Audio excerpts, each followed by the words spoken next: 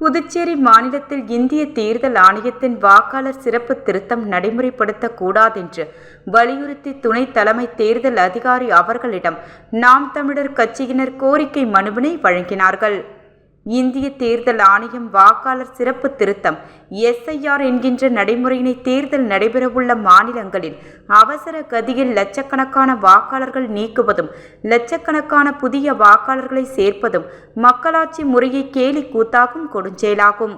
2026ஆம் ஆண்டு புதுச்சேரி மாநிலத்தில் சட்டப்பேரவை தேர்தல் நடைபெறவுள்ள சூழலில் இந்திய தேர்தல் ஆணையம் வாக்காளர் சிறப்பு திருத்தம் SIR நடைமுறைப்படுத்துவதனை நாம் தமிழர் கட்சி ஆட்சேபனை செய்கின்றது.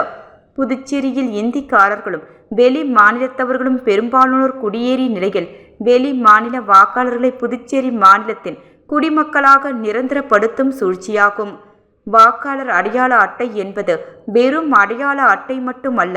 தமிழகத்திலும் புதுச்சேரியிலும் வாக்குரிமை என்பது தமிழர்களின் அரசு அதிகாரத்தினை தீர்மானிக்கும் உரிமை சாசனமாகும். அதனை பறிகொடுப்பது என்பது தமிழர்கள் தங்கள் இறையாண்மையை இழப்பதற்கு ஒப்பாகும். வாக்காளர் சிறப்பு திருத்த நடைமுறைப்படுத்தினால் புதுச்சேரி மாநிலத்தின் வரலாற்றினையும் தனித்தன்மையும் மண்ணின் மைந்தர்கள் உரிமைகளையும் இழக்க நேரிடும் என்பதனை நாம் தமிழர் கட்சி வலியுறுத்துவதோடு புதுச்சேரி மாநிலத்தில் பெரும்பான்மையான தமிழர்களின் உரிமைகளை பாதுகாக்கும் விதமாக வாக்காளர் சிறப்பு திருத்த நடைமுறையினை உடனே கைவிட வேண்டும். எக்காரணம் கொண்டும் வெளி மாநிலத்தவர்களுக்கு புதுச்சேரியில் வாக்குரிமை வழங்கக்கூடாது என்கின்ற கோரிக்கை மனுவினை புதுச்சேரி உதவி தலைமை தேர்தல் அதிகாரி அவர்களிடம் நாம் தமிழர் கட்சியினை கோரிக்கை மனு வழங்கினார்கள்.